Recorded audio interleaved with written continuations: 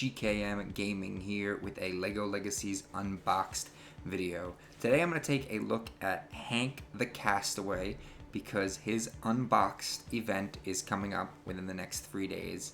And boy, is Hank something that the pirate team really needs.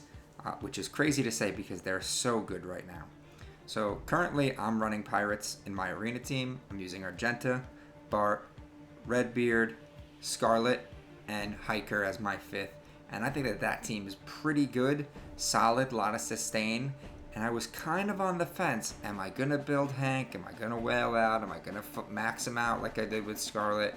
And looking at his skills, I feel like you kind of have to. A, it's going to be great for your arena team. B, it's going to be great for that Wednesday event for gold. And C, it's going to be really good for that Master Brew event. I think you're really going to need Hank to kind of get through that.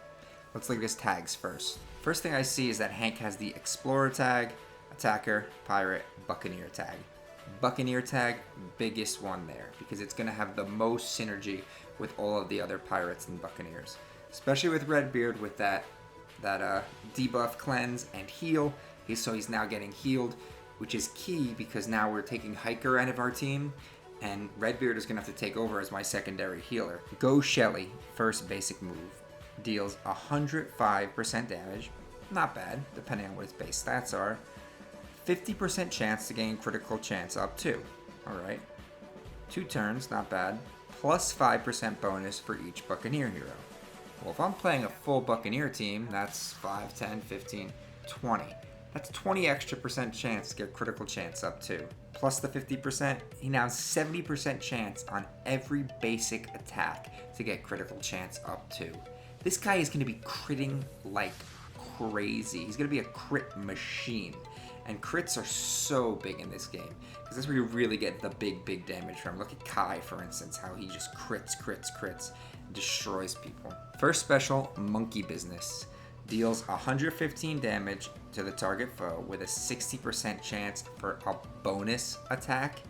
Okay, so similar to Crook Chuck, he has a chance to basically attack twice with this. It's not on his basic like with Crook Chuck, but still, this is an attacker, it's not a tank. 5% bonus chance per debuff on the foe team.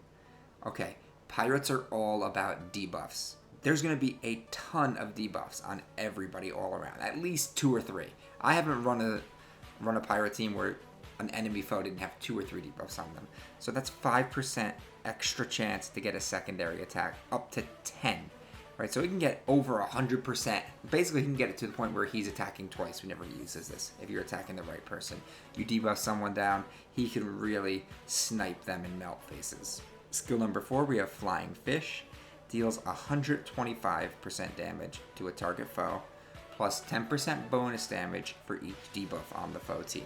Maximum up to 10 debuffs. If the target has 3 or more debuffs, has a 75% chance to inflict defense down. Because he wasn't hitting hard enough already with the massive amount of crits. Cannot be resisted. It can't even be resisted. This is crazy because it's 125 damage, which is already an insane amount of damage. 10% bonus damage for each debuff. I want to put something in perspective. Firefighter Ash gets 10% bonus damage for each stack of courage. You could only have up to 5 stacks of courage. He's getting plus 10% damage per debuff. And what do the pirates do better than anything else? They stack debuffs. Especially if you're using Forbidden Island and now you're stacking time bombs on top of everything else. And his passive, Critical Injury. This one's crazy. At the start of the battle, Castaway gets 5% critical damage for each Buccaneer hero on the team.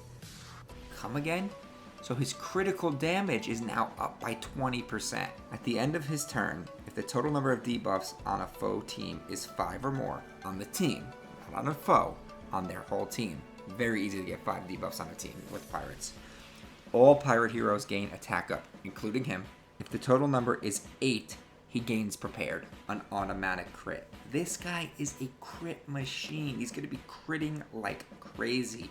He's the big DPS unit that the pirates really needed to propel themselves as the top team in the meta, because while they're meta right now and a lot of people are running them, and they do counter castle, they're not OP. but I think with Hank, they potentially could be OP. Now, a couple things are going to happen with your pirate team if you're running Hank. You're no longer going to have Redbeard as your secondary attacker. Hank is going to be your primary attacker. Argenta's going to move up to being your number 2 attacker, and those are going to be your primary damage doers. Scarlet obviously will maintain the tank, and Bart will be your primary healer, but Redbeard's going to have to be your AoE healer, and you're going to have to really pick and choose when you use that debuff move with Redbeard, because right now the pirate team I'm running, very reliant on Bart keeping Scarlet alive, and Hiker keeping everyone else healthy so that they don't get melted down the very few times that Scarlet's not taunting.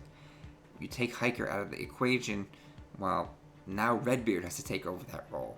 His heal doesn't heal as much, and it's got a little bit of a longer cooldown, but the debuff cleanse is nice. Well, that's all I got for you guys today on Hank the Castaway. I'm going to do another video on my pirate team as soon as he's done. I'm going to take him for a test run as soon as we get him in a few days. Please smash that like button, subscribe, drop a comment, let me know what you think of Hank the Castaway, and as always, remember to knuckle up. Bye.